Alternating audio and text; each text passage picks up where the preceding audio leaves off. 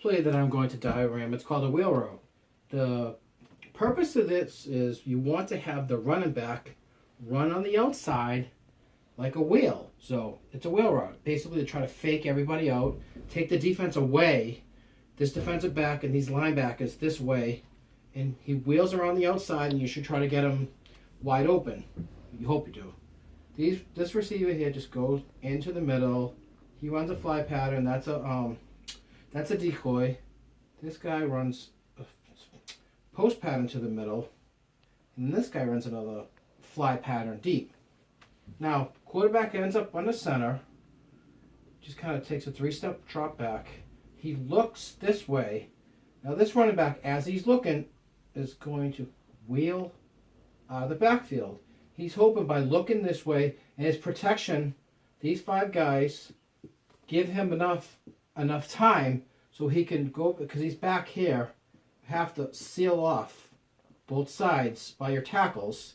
Where quarterback would go back there and he hits the running back somewhere in here, hopefully goes down the sideline, and that's a wheel route. Kind of a simple play, but can be, there's a lot of moving parts on there basically, and if for some reason he's not open, he could try to hit this receiver, kind of taking a slant pattern into the middle, maybe 10 or 12 yards or so, or basically he could throw it away over everybody's head if he's not open, if nobody's open. Alrighty, next play I'm going to do is a simple run-and play that's basic, that all teams should have in their playbook. It's called the off-tackle run. Give you 2 wide receivers on the outside, which will be decoys, but they can always block. 5 offensive linemen, your quarterback, and your running backs. And then you have your 3-4 defense, three defensive linemen, 4 linebackers, safety, cornerback, safety. Okay, the purpose of this now is you want to try to come through the seam on a basic run and play. So it's important to run the ball in the NFL. You don't want to pass the ball 70 times. Your quarterback's going to get killed. I always have believed this.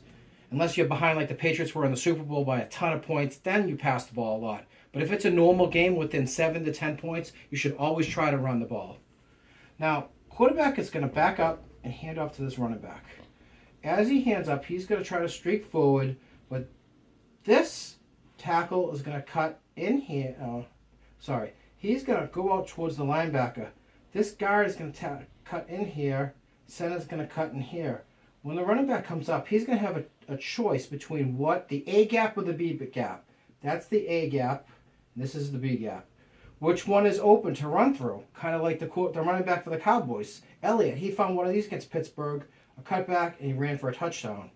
Unless the A gap is open between the center and the tackle, he could come back and go this way and towards the teeth of the defense, and hopefully he gets a lot of yards. These guys are decoys, but hopefully they can come up. Maybe come seal a block if you have to. He runs decoy, deep pass decoy. But it's very important for the running back to try to pick one of those holes. The A gap in between the center and the guard, or the B gap between the tackle and the guard on the other side. Usually the B gap is probably what's open, but you don't know. The running back, if he's a good running back and has good visions, he can see well. He's going to pick one of those. It'll be like the diagram of an off-tackle run. Alright, the next play I'm going to do is a defensive play because I've been favoring the offense all the time. I'm going to diagram an overload blitz where the defense is going to try to overload one side and get to the quarterback. Now, we have 4 defensive linemen, but this linebacker here is going to cheat up. Only 2 linebackers in the middle. Then your basic plays. This is probably easy for what it looks like here, but there's a possibility this might not work because this outside linebacker is going to try to run to the outside, and then the second one's going to try to run as well towards that. But this tackle might get him right there, and then this running back might get him right here. So he's going to have to be really fast to get to the quarterback in that regard. Another thing is when the offensive lineman for the other team, if they try to block, maybe this guy can fight through his block and somehow get there because this quarterback is going to run away most likely from the pressure that's coming on his blind side, that blind side where you can't see from behind you. So they try to come from the outside, the 2 of them, say Von Miller and DeMarcus Ware overloaded, or Shane Ray, and then you have your defensive end over here, we'll say Derek Wolf, come in. When the quarterback runs this way, he can come in and tackle him, or if Miller's fast enough, he can get to him, or Ware, etc., depending on who it is. Well, simple play. Hope everybody likes the overload blitz.